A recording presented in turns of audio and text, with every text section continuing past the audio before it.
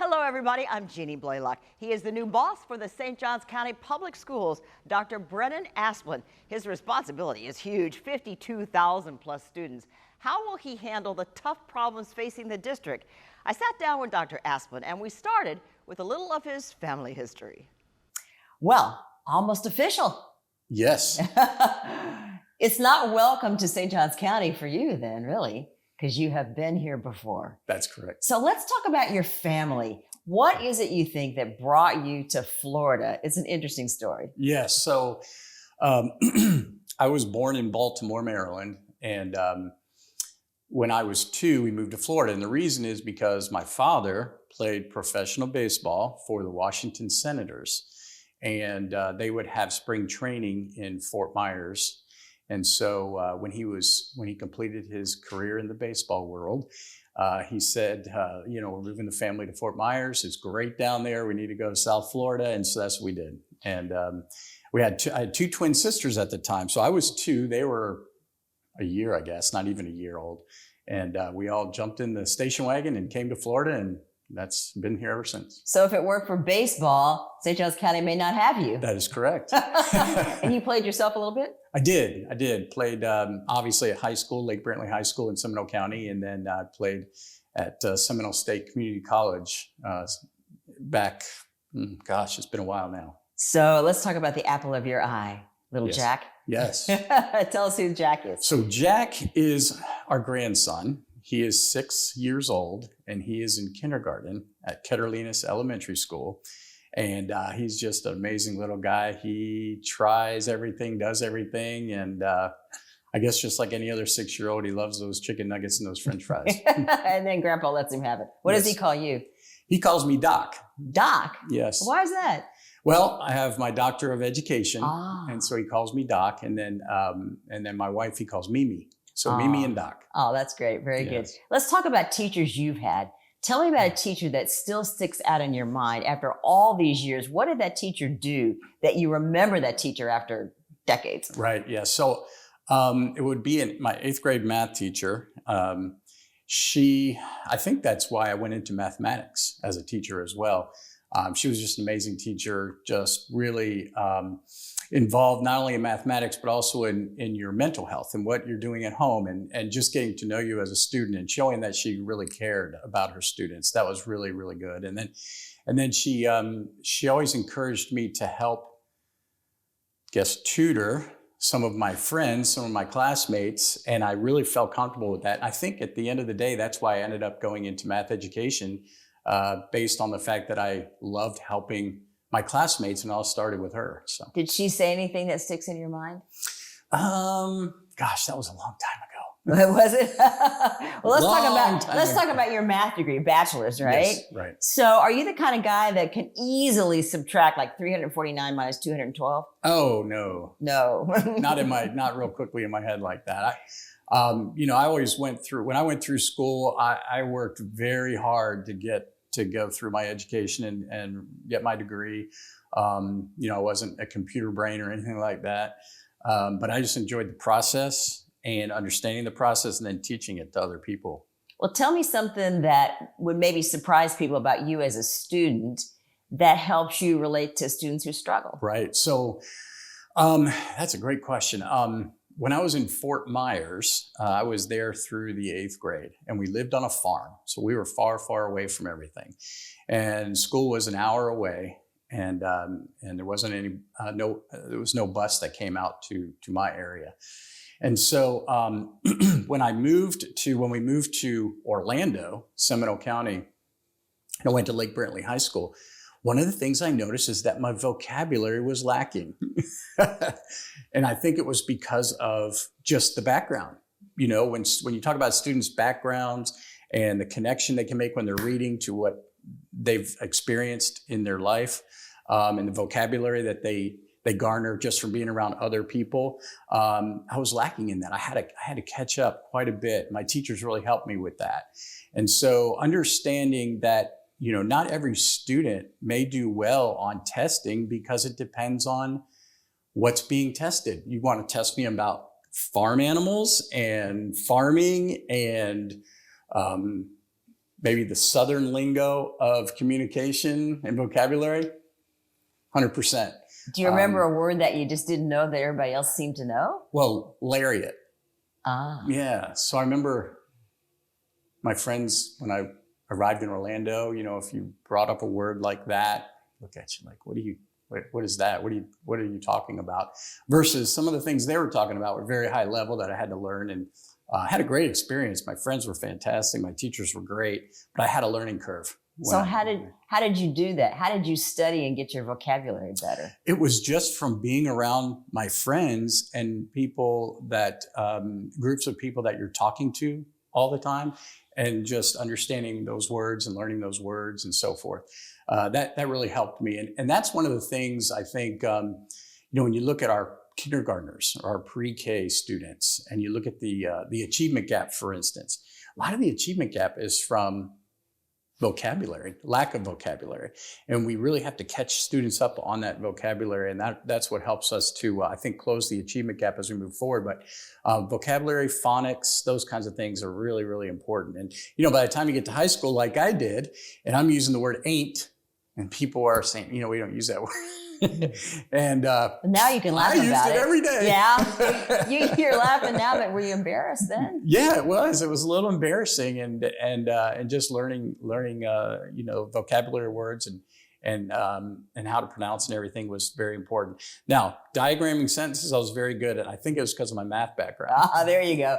Well, it's no reflection on how intelligent somebody is. It's just what they were around when they grew up, right? Yes, exactly. Yeah, very exactly good. Right. Let's just say that Governor DeSantis calls you and Yes. said, I want to talk to you for 30 minutes. Right. And I want you to be upfront and Yes. transparent. I want Yeah. you to tell me something you don't agree with that I'm doing Uh-huh. and something that you do agree with that I'm doing. Right. Where would you start with the I don't agree with you on? Yeah, I think on something I wouldn't agree with, and again, it'd be more of you'd have to have a conversation to find out exactly why, because we have things that we do, he has things that he does. I'm not in his world, he's not in my world. We'd have to sit down and figure out and understand. I think the biggest thing right off the bat would be when we do meet with legislators, we try to inform. It's not as much this is the worst thing ever. It's to try and inform and say, okay, these are the consequences that are going to occur, positive or negative, based on the decision that you made and the lack of financing, or that we are getting funding. So that's important. But I think if I was to say not agree with, I think they need to be really careful with if there's a reduction in property taxes or if there's a reduction in sales tax. I think they need to just be very, very careful with that, because that will create a smaller pie, so to speak, to pay for everything in the state of Florida, which includes fire, police, education, healthcare. Even though our percentage of the pie, which is about 32%, would still be there, the pie would be smaller because there's less sales tax coming in to fund the total budget. So to be careful with that, and then to be careful with property tax. Now, nobody likes taxes. Everybody wants to pay less taxes. I want to pay less taxes, and this is what I would tell them. But let's be careful and make sure we know what's going to happen when you decrease taxes to a certain level, so that we're not eliminating certain resources that really help our students. Okay, so outgoing Superintendent Forson, Yes. incoming Superintendent Asplin. Yes. What's the difference in you two? The difference. Well, I think the biggest difference is Mr. Forson grew up here. He was born here, grew up here, worked here, went to school here, 45 years in the system. He has all of those experiences and watched the school district and the community grow from when he was young. So he has all that experience, and he knows everyone here in the community. And I know quite a few because I've been here for a while, but he knows everybody. And so I think from that standpoint, he's able to have connections that he was able to utilize to help with our school system, collaborate with different people to help with our school system. And so those are some of the things that I will need to meet some other people that he knows that have been helping us in certain areas, in addition to where the folks that I already know and who I'm meeting. So I think just the fact that he's been around here for a long, long time has helped our school district quite a bit. Well, you're not coming from nowhere. I mean, you've been to Bartram, you've been to a lot of Yes. places here. You've got a Yes. wife here teaching Yes. or helping out at the school. Yes. So it's not like you're a foreign entity. That's right. That's right. And actually, my wife, since you brought her up, she was in St. Johns County before I was in St. Johns County. Actually, she came here when she was a teacher, an English teacher. She was in Seminole County. Then she came here, went to Nice High School as a teacher, then back to Seminole County. And then we both came when we got, we were then married and everything. And then we both came back here in 06. And she's been an amazing English teacher and then also a great administrator over at Ponte Vedra High School. And now she's over at Catalina's. Right over So, there. that's right. So I know one big issue for you, one big concern is teacher retention. Yes. How serious is that problem for St. Johns County? Yeah. Our HR department's been doing a great job with recruitment. We have, I think we only have 35 openings in our teaching staff, which is amazing when you have 52,000 students in your school district. Retention, we're always working on retention, trying to figure out what's the best way, talking to principals. What do you do? What do you do? What do you do? What's the best practices to help us with retention? The thing that concerns us the most, I believe, is when you look over the last 5 years, we've had 5,200 people resign for whatever reason, moving with their spouse, attrition, retiring. You're going to have that. But of those 5,200 people over the last 5 years, 4,200 of them were in their first 5 years. So what is it during the 0 to 5 years that's causing people possibly to say, can't do this anymore? And so we really need to look at our professional development, professional learning, especially for our newer people who enter our district, and what are their needs. We need to talk to them and have mentors for them and training modules, anything that we can do to help them. And part of it too is they will get a temporary certification, for instance, when they come on board. And then to get your permanent certification, there's a lot of hoops to jump through in our state. And it's overwhelming. It really is overwhelming. And so they jump through those hoops, but you have 5 years to do it. And in the meantime, they're trying to teach their classes. They're trying to do all the things they need to do as teachers. And so we need to help them with that. We need to do a better job of helping them with that, helping them with the onboarding process, making sure that we're mentoring them, training them, professional learning, all those things. And I think that's where we need to really concentrate our time, just based on the fact that it's really those first 5 years that seem to be a retention issue. And those 5,200 were all teachers, not just support staff? No, 5,200 was total employees. Okay. 4,200 was total employees. Most were teachers because, of our staff, we have 3,500 teachers, Okay. and we have 6,000 employees.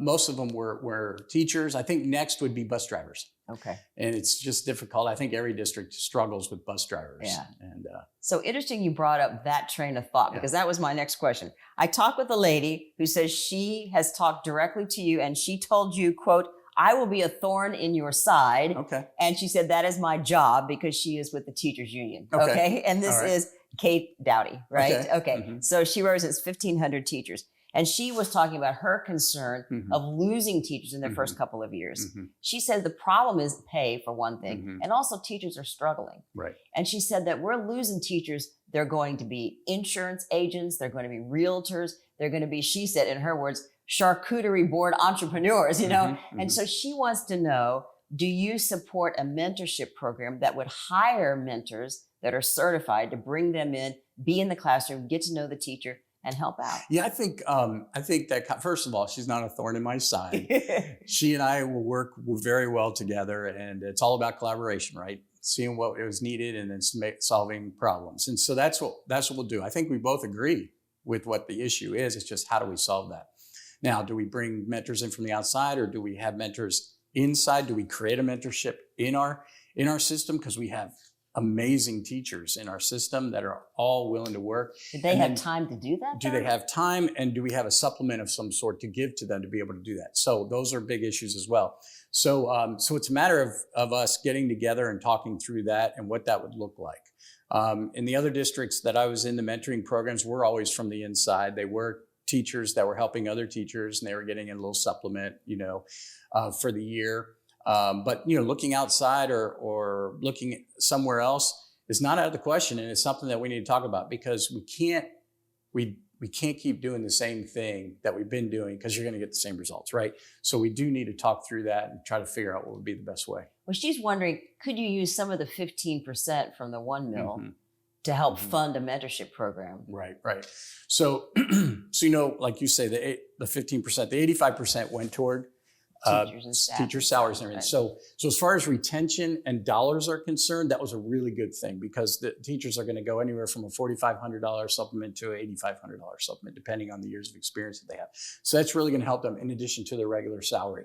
So, as long as that 1 mil is coming in, and again, thank goodness for our community, that part of it is wonderful. Okay. And we'll be able to compete with surrounding districts because they're all in the same boat and in the same category or area of dollars.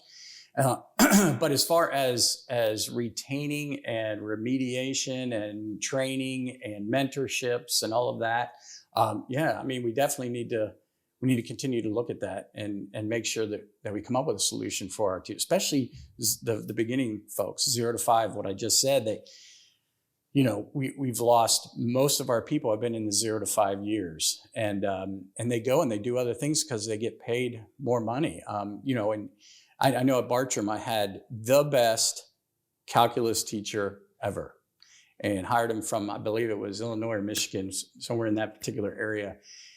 Amazing young man who the students loved him, and he always had 100% pass rate in AP calculus. Saw him the other day.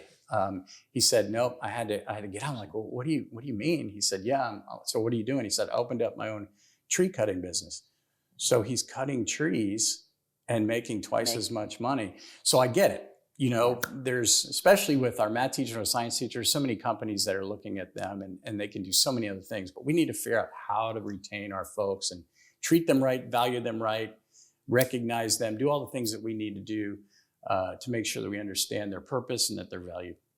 Well, let's talk about teacher pay. That's the sticky subject, isn't it? Yes, it is. How is it, do you think, in history that teachers ever got into this situation where they're so valuable and their pay is so lousy? Yeah, I think, when you look at the revenue that a school district gets, the FEFP that comes from the state, there's only so much.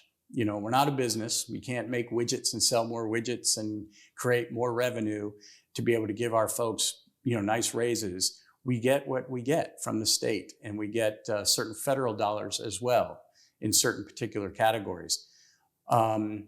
But when you put that money together and you use 85% of it for teacher salary, because you need the other 15% to pay for everything else that you do, like supplies and all those other resources, there's only so much money in that bucket. And you do everything that you can to give your teachers as much money as you can. So, how did we get here? And I think, if you look at possibly, and I'm just guessing, here's my opinion, when you look at other states, so let's say Connecticut, I think their taxes are like, I don't know, a lot higher than ours, okay? Because we pay $8,900 per student. And some of the states up north, they're paying $15,000, $20,000 per student. So when you can do that, you can really give good raises. Now, cost of living might be a little bit higher. They might have state taxes. I get that. But when you look at a teacher who might be making 70, 80, 90,000 up north, that's because I think they have more revenue in their bucket. How do you get that? Through taxes. That's just the way it is in government. So for teachers listening right now, what is the maximum you think that'll be able to be achieved? I mean, as they're looking at their family budget over the next 3 years while you're here, or maybe longer, what can they expect at the top of their salary range? I know it depends on how many years they've taught. Right. So, right now we are right at 50,000 for new teachers, first year coming in.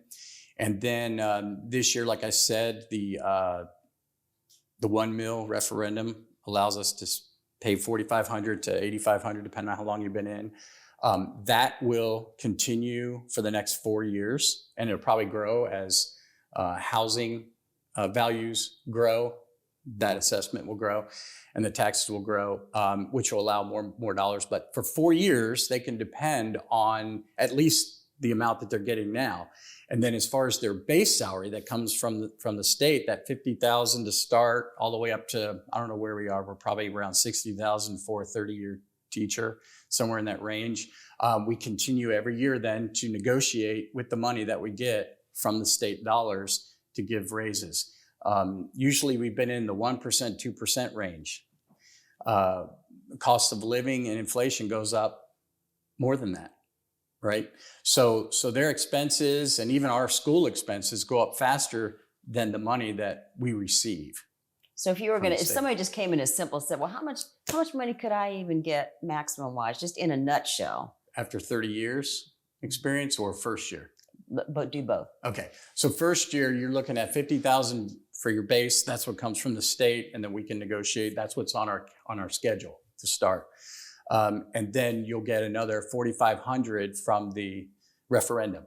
So you're looking at $4,500, $5,500 first year. Second year, your $50,000 might go up 1% or 2%, and then that other $4,500 will tag on again for 4 years. And then hopefully the community will vote it in again, because it has to be voted upon every 4 years.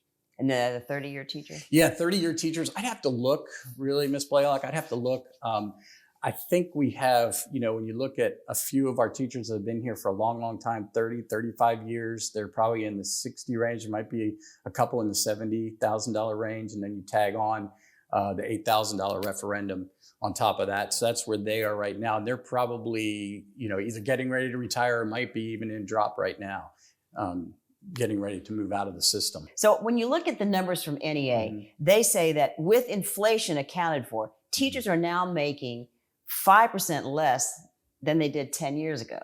And that is a really disturbing statement. Yes, I'd have to take a look at those numbers, but I will tell you that in St. Johns County, for instance, the average salary is in the 50s, probably mid 50s. The 4,800 is the beginning salary. So, so when you're looking at beginning salary of 48, mid salary in the 50s, and then highest salary in the 60s, 70s, yes, that's about right. And then as far as inflation outpacing their raises, yes, that is true. I know you've given a plan for your first 100 days. Yes. What is the first thing you want to change? First thing I want to change. Well, you've brought up one thing, and that is not as much, I don't know if we would say changes as far as understanding what our issues and challenges are, and then moving forward with what we've started, and then how do we create solutions to those. One would be retention. We already talked about that. Another one is our communication. We're always trying to understand the latest and greatest in social media and media in general, because as you know, our students these days, and even our young parents, they are in the world of social media a lot different than I'm in the world of social media. And so what is it that they see every day? How can we make sure that we're getting the information out to them that they're going to look at? We don't want to just say, hey, you need to look at the webpage. That'll help you out. Well, I don't know. I don't look at a web page all the time, but I do see my texts that come in. I do see my emails that come in. So we need to look at that. And I know Ms. Upchurch is doing a great job with that as we move forward. I really want to have town hall meetings. Every once in a while, I'll have a press conference of some sort just to let everybody know what's going on in St. Johns County.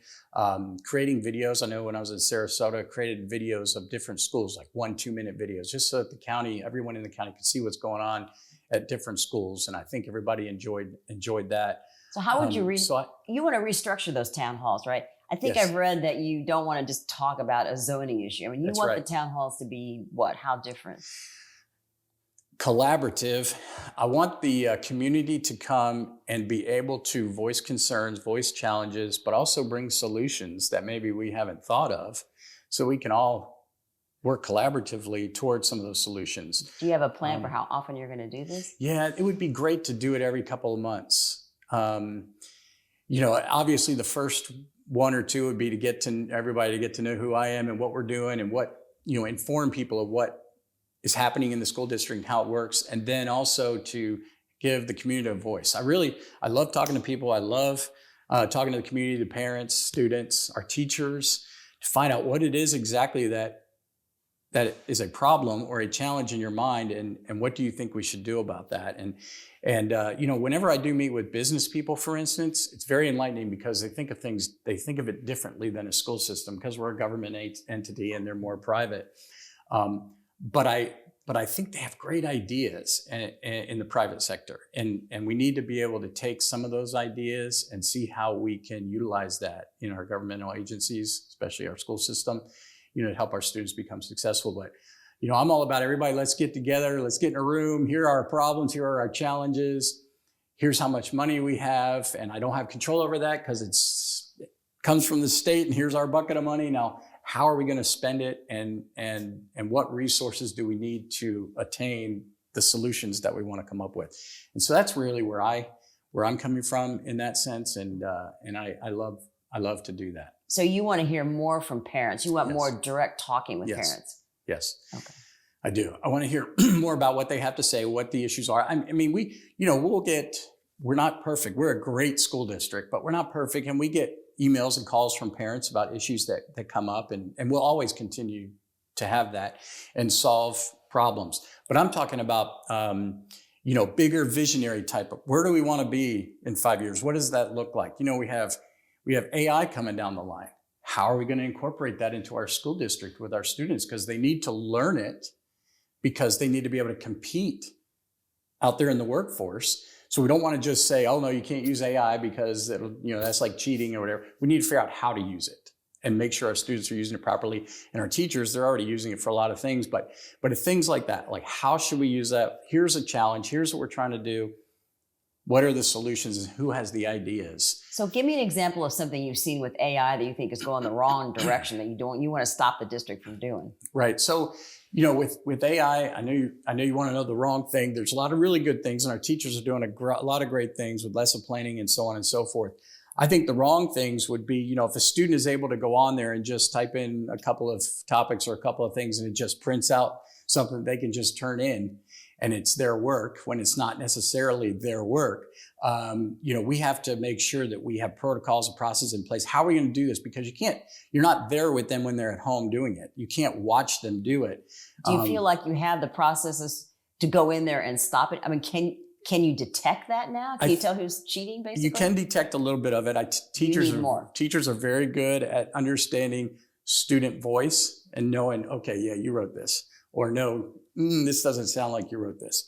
But the other thing is not just trying to pull it away, but have them use it as a tool to write their papers.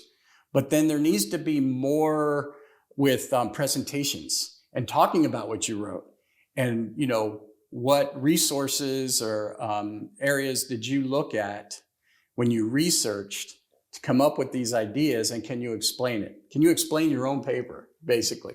And I think that's something that we definitely need to look at, so that the students are still being creative. We're still teaching them how to think critically, not just, bam, there it is, and you can just turn it in. So how do you get around that? I think you can't get around all of it with AI, but I think you can see a student's voice in their work.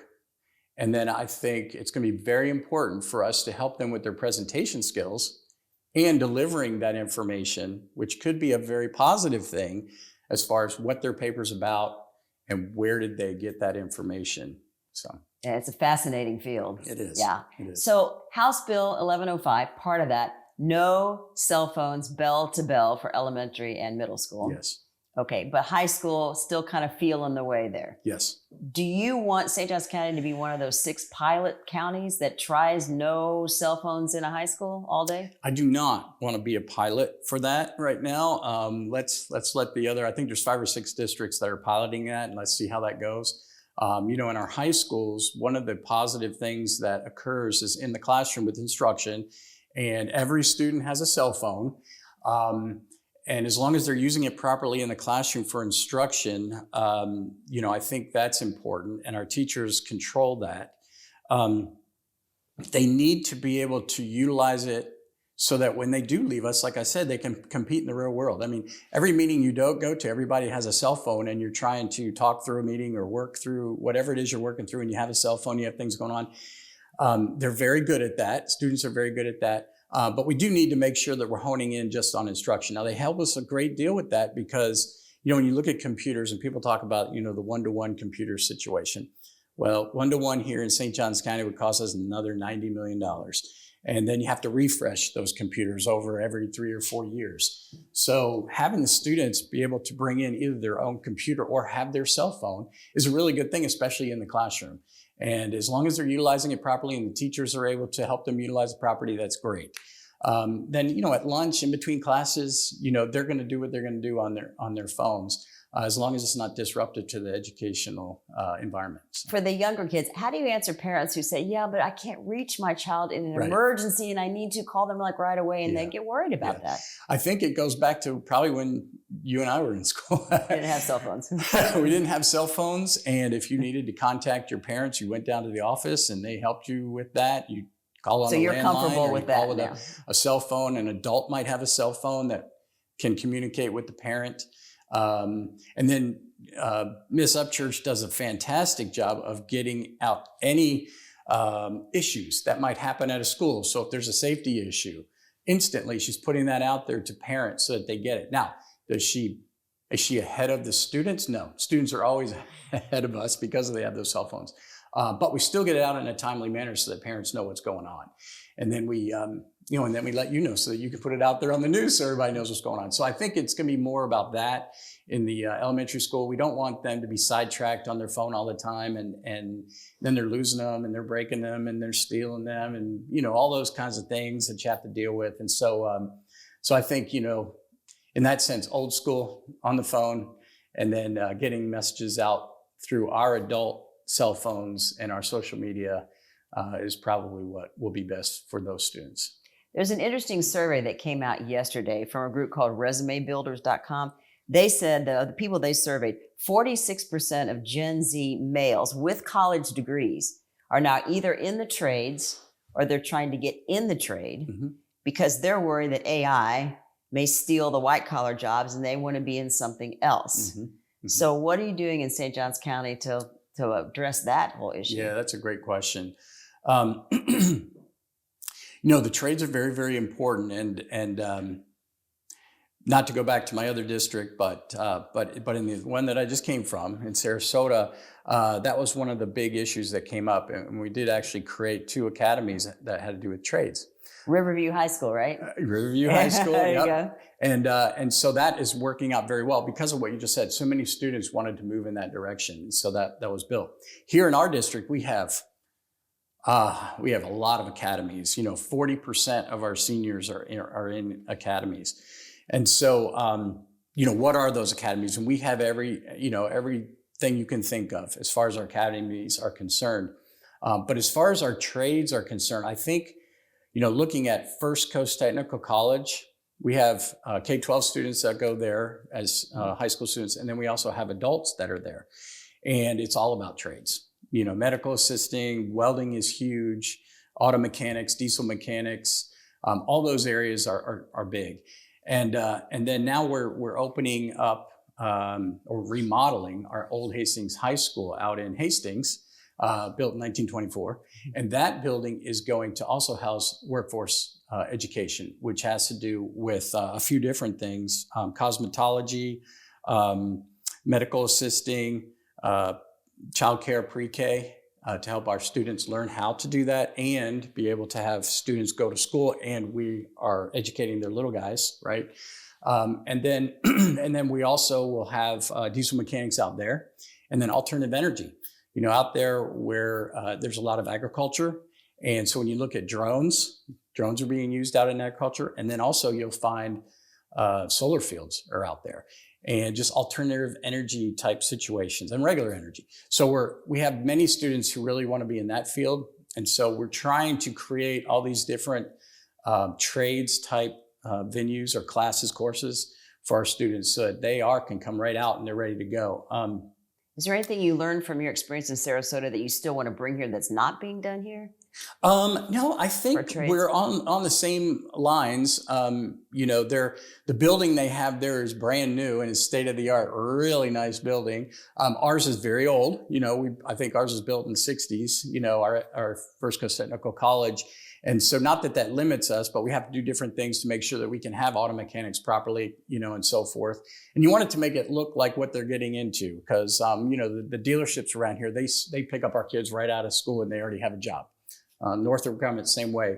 with airplane riveting and things like that. They come out of our classroom after 18, 20 months and they go right into Northrop Grumman. So you want it to look like that. And there, having a newer building, they were able to construct that to look like an ER and construct it so that, you have auto mechanics that look like a dealership.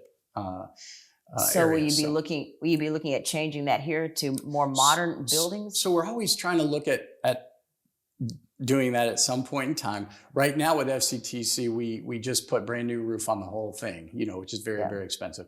But as we move forward, we're always looking at space and trying to figure out what should we do. And then also some of the trades could change. Depends on what the hottest trade is out there and what the students want to have, and we might have to create something to help with that. So in Hastings, that's what we're doing, building a 20,000 square foot building behind the Hastings High School that'll have a huge diesel mechanics area and alternative energy. Interesting. So let's talk about the mix here in St. Johns County of overcrowded schools and schools that are not at capacity. I don't know if this is a current list, but 2 full schools, Pine Island, Beachside High, Decoy Creek, Durbin Creek, under capacity, Timberlake, Switzerland Point, right? Liberty Pines. Is it true that 10 out of the 51 schools now are under capacity? Is that a current stat? I don't know exactly what the number is, but yes, we have some that are. And, with our growth and the fact that we're building so many schools,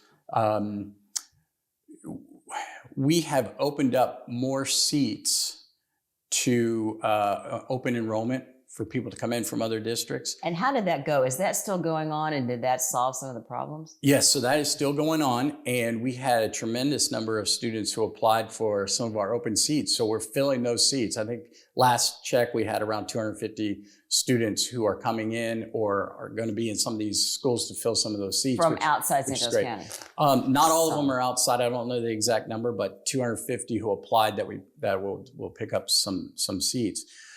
Which is very important because we want to fill the seats, because at the same time we're building schools, right? And we're building them very quickly because of the growth, and you build them where you need them. And then there's some areas in our district that have open seats because it's not growing as quickly. And so you look at that through rezoning, you look at that through open enrollment, and then you look to see, do we need to slow down our building plan? That isn't going to happen because we already have, we have 600 portables with 13,000 students in those portals. We could build schools right now just to house them so that we're not leasing portables.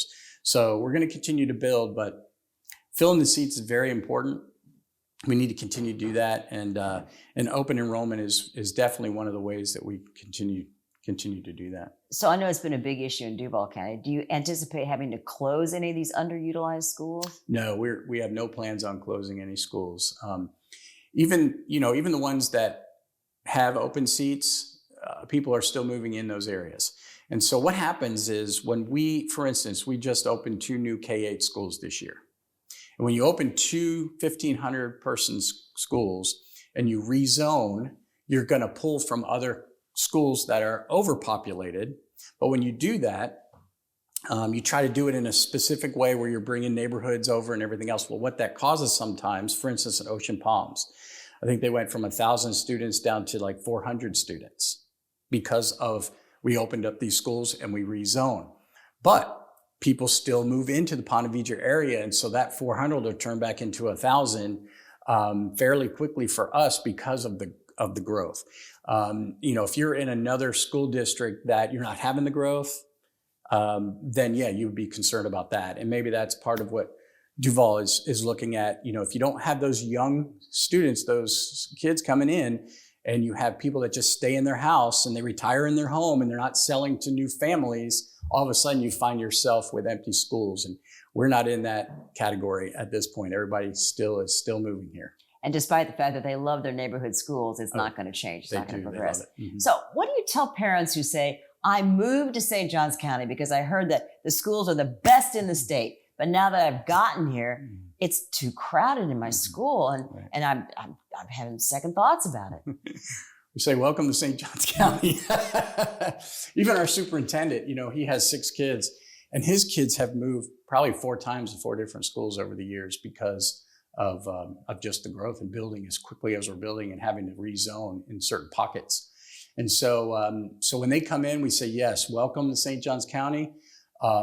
You might have to move from one school to another, but just know that all of our schools are tremendous. And when we do rezone, our teachers move, the same teachers, they move with some of the students so that we make sure that we have veteran teachers at all of our schools as we grow. And usually what happens is when they move into another school, the year after that, that's the best school they ever had, and they just don't want to go anywhere else because it's fantastic. But I get it. You move here and you move to a certain area because of a certain school, and then bam, next year you're getting rezoned somewhere else. And that's just the nature of large growth. And there's just nothing we can do about that except continue to build our schools and make sure they're awesome and make sure we have fantastic teachers at all of our schools. And that's really what we try to do.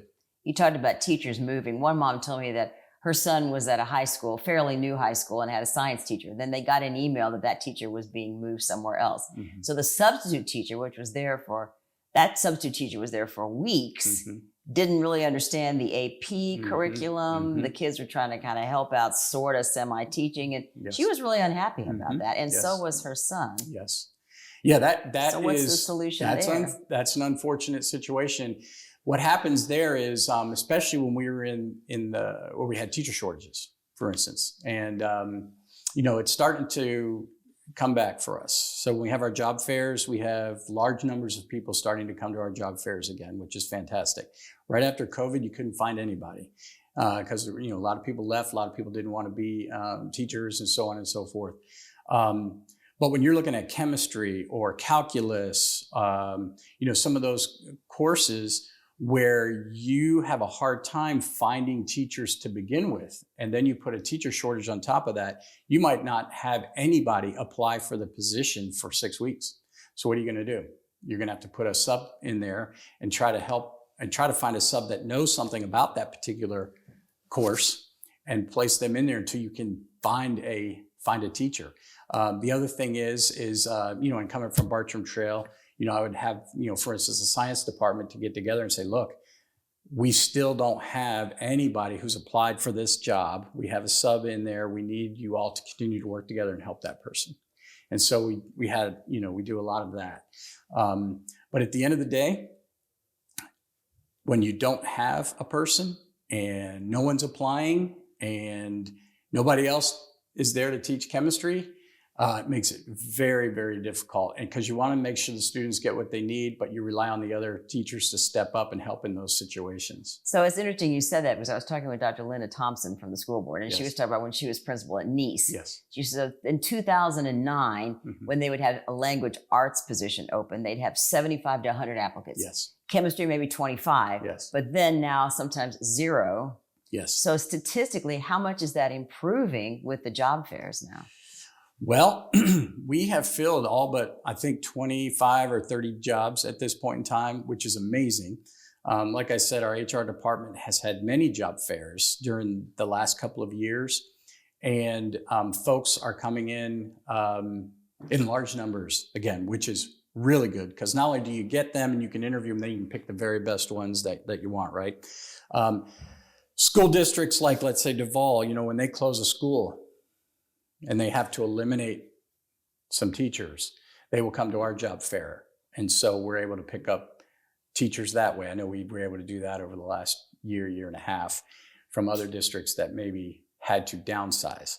And so that's very, very helpful. And then trying to target teachers from out of state as well. There's a lot of folks who come from up north and they're moving to Florida, and trying to target them, make sure that they see our website, make sure that they know we have openings. And that goes back to, are there other ways that we can advertise, like through Indeed and some of the other ways that private businesses do? And we need to definitely work through that to be able to get people that have no idea. Unless they look at our webpage, they wouldn't know. And so that has helped. And we started doing that as well. So we're starting to have more people apply, which is a very, very good thing. I think the referendum has helped because I know there's also a supplement tagged onto their salary. We have around 1,300 people who have come into our system as a second career. So they did something else and retired, and now they're wanting to be teachers, and they come in, and so we're helping them with professional learning and so on and so forth. in that particular area as well, which is new but very good because they bring great experience from their particular whatever it was they were doing, their career. So. Some concrete steps of improving. Yes. There you go. So I promised Jennifer Collins on the school board that I would ask you this. Okay. And the question is how can you fix things more quickly for the disabled? For example, Otis Mason Elementary. Right. She said that they have to close most of the gates for security reasons. Yes. So the one gate open now at Otis Mason will not allow people to get to the disabled parking. She said for somebody who's disabled to go on the one remaining gate that's open, they have to go over a curb. And then she talked about Palencia. I think that you've been dealing with that for a long time. A little boy was trying to get down to a path in a chair. Yes. And fell out of his chair because he couldn't Right. get to the playground. So that's been going on and on and on and on. So her question is, how do you fix these issues for the disabled more quickly? Right. So, I will tell you that anytime we have an issue like that, we do address it ASAP. So this Otis Mason issue, I know I'll be looking into that right when we're finished here because I haven't heard that one. But I know when our maintenance department gets involved, they always make sure that number one is safety. Number two, making sure that we have proper egress and ingress and so on and so forth. And so that's something that we'll look at right off the bat and make sure that we can fix that. If I'm not sure where that is on campus, but we'll take a look at that. And that'll get fixed very quickly probably in one day once we see what the problem is. The Palencia issue, sometimes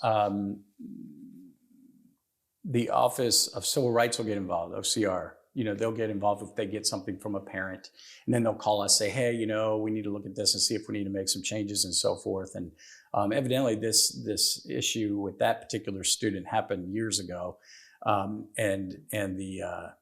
He had a hard time on the mulch that was in there. And so when you look at it, you look at ADA mulch and you look at this and you look at that, and then you're following code and you have the code, and then you wonder, is that enough? Is the code practical? So following the code is great. We need to do that. Do we need to do something else to make it more practical because of this situation that occurred, right? And then, and so we work with OCR on things like that. And a lot of times we want to find out from them, what is the need before we spend the money and redo the whole thing? Tell us what you need us to do so that we do it right the first time, so we're not ripping things back out and spending money twice, trying to be good stewards of our dollars. And so, and when you do that, sometimes the governmental process, but in that case, I know that student isn't using that playground any longer, and where that student is going is definitely those areas are working out perfectly. And then, just still I'm waiting for OCR to connect back with us on that particular area so that we can make sure that we work on it in case we get another student that uses that, because that was our, our pre-K kindergarten, first grade playground. Whereas now the students are in the upper grades, second through fifth grade. And from your experience in operations, you know all the details of this. All right, we're almost finished. I have just a couple more questions I wanted to ask you. Yes. One is, you probably have been asked this before, but I'm curious too. Nobody's perfect. What's one mistake you have made in your career that you now know how to fix? Yeah, I think in my career, probably as superintendent, when I was superintendent in Sarasota County, when I arrived, we were right in the middle of COVID. And everybody had their masks on. I don't know anybody. I'm trying to learn people's names and everything else. So it was very difficult that first year. All of our meetings were on Teams or on Zoom. And so that was very, very difficult. But beyond that too, there was, if you recall, the political environment was very stressful. And, besides school board elections, we also had, our governor was campaigning for the presidential election that was coming up, that was kind of 2 years out. Because, and so anyway, there were a lot of politics going on there within different districts. And when you have that, and you have social media that's flying around, and this had nothing to do with the governor or anything like that, but just people in general in the community who are putting out fake news. things that aren't even true, right? And there's a lot of noise, and it's usually, and it was just, not that many people, but it was enough people to cause issues in that teachers are looking over their shoulder. Oh my gosh, what's happening here? What's happening there?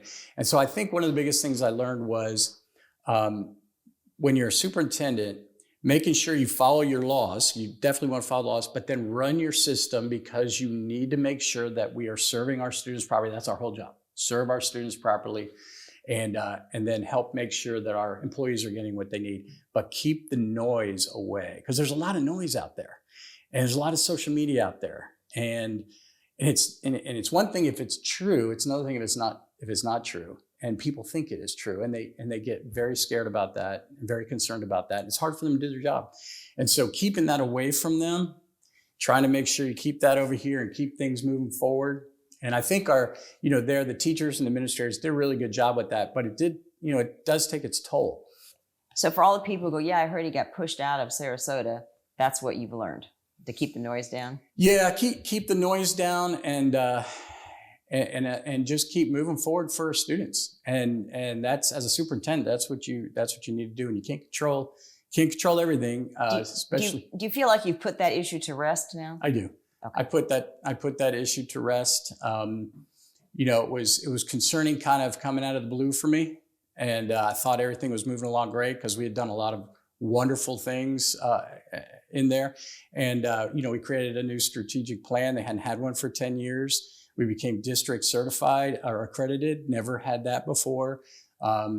We moved our students forward. Our scores went up regardless of COVID and the hurricane and all the exterior. I guess that's what all these exterior things to keep that away. And our students and our teachers, everybody did a great job, but you have to keep all of that away.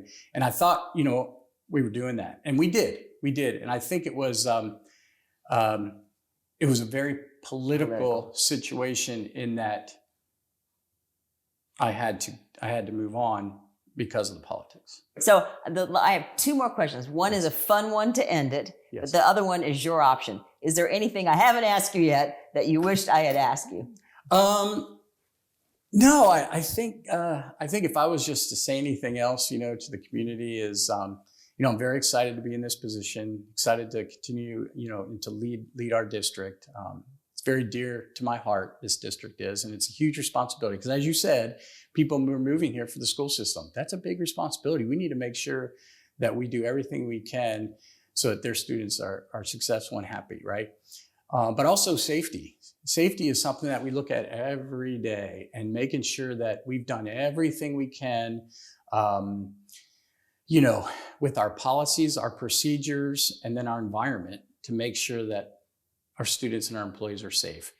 And Mr. Forson and our safety department, Paul Aptonozzi and Mike Strauss, they do a great job. In the Sheriff's Department and the St. Augustine Police Department, we have a great relationship with them, and they do an amazing job. And so I want our community to know we are safe, and we look at it and we take it very seriously. And that's our number one thing. And then, there are things that are going to pop up as challenges. I know what they are. And I look forward to bringing some of those to our town hall meetings and some of the conversations that we can have to say, look, guys, here's our challenge. Here's what I think we need to do. What do you think? And just get some people to voice their opinions and thoughts about that. And so I'm really looking forward to that, and moving our district forward. It's a great district. I mean, we're one of the best districts in the whole state, and we're going to keep it that way. But we need to go to the next chapter and make it even better. And that's what the plan is. I'm going to slide in an extra question. 26 people applied. Did you think, in all honesty, I got this, I'm going to be the superintendent? It's funny. Being a sports person, there's two ways to look at it. You always want to play your game. You want your game plan, and you always stay with your game plan, right? And you always look at film of your competitors, but I didn't want to do that. I knew that I had the experience that I had and everything, and the love for this district, and it's all coming from the heart. And and I know the other folks were just incredible. They're very good leaders, very good educators, and everybody has their own style. And so for me, it was, okay, I'm just going to do my thing. I'm going to, interview and, hope for the best, see what happens. And if I'm the right fit, great. If I'm not, fine. I'm still here and I can, help the new superintendent, whoever it might be. My big thing, and being in the district as long as I have, and having my grandson in the system as well, and just other folks who are moving in here, we just need to make sure we have someone who is going to be great and can move our district forward. And as long as we have that, I'm happy. And other than that, I'm going to do my thing. And if they think I'm the person, great. And in this case, it was. And I'm very excited about that. I'm very confident that I can move it forward. Our people in our district are unbelievably focused on students and education. They do a great job and they all work together collaboratively and, all together. It's not even really about me. It's all of us working together to move it forward. And I'm just very blessed to be the lead. So thank you for that. But did you think you were going to get it deep inside? You're always confident that you're going to get it. Whenever you play a game, you think you're going to win, right? And so, yes, I was definitely confident. I had been a superintendent before. And I had the experience in all these different departments and how it all goes together as one big unit collaboratively. So I was very confident in that sense, yes. All right, and my last question is the fun one. I saved the fun question for last, okay? I'll set this up for you. When I was in school, the one thing I couldn't stand were the hamburgers. They were like, I could have probably tossed it across the room like a Frisbee, But you have a lunch lady in your family. So I don't know if I should ask you or not, but was there a food in school you hated? Oh, what did I hate? Oh my goodness. See, I'm sure that there was. Well, the kids these days have a lot of choices. Yes. We didn't have a lot of choices in school. Right. You had what was on the plastic tray, right? On the plate. Well, you know what? And I don't know if it was because I was raised on a farm and I eat every vegetable. I like every single vegetable there ever is. And anything. I'll eat it. I love it all. And so whatever was put in front of me, I just ate it. I'm trying to think what. Oh, I know what I did not like was olive loaf sandwiches. You had those in school? No, that was when sometimes my mom would give me an olive loaf sandwich. But at that time, my mom was a lunch lady. When before she was a lunch lady, she would give me the olive loaf sandwiches, and especially when they're not cold and they're warm, they're getting a little warm, it's just. But that and then my mom, she was a cook there, and she really did a great job. And then, like I said, became an educator. She's amazing. Did the other kids know that your mom was lunch lady? Yes, everybody knew that. I hope they were nice to her. The nice thing too about it was we called it the slop, but you had to keep the paper separate from the food. Yeah. And when you dump your food in, it's the slop bin, right? Yeah. And it is slop. And every day when my dad would leave the phone company, because he worked for the phone company, he would come at the end of the day and he would collect 3 or 4 bags of slop. Oh. Put it in the truck, take it home, and we'd feed it to the pigs. Oh. Yes. So I never could get away from all that slop at school and at home. But it sure did raise some big pigs with that slop. And the bacon was great. So. Dr. Asplin, St. Johns County School District Superintendent as of July 1st, 2025. Jeannie Blaylock, First Coast News on your side.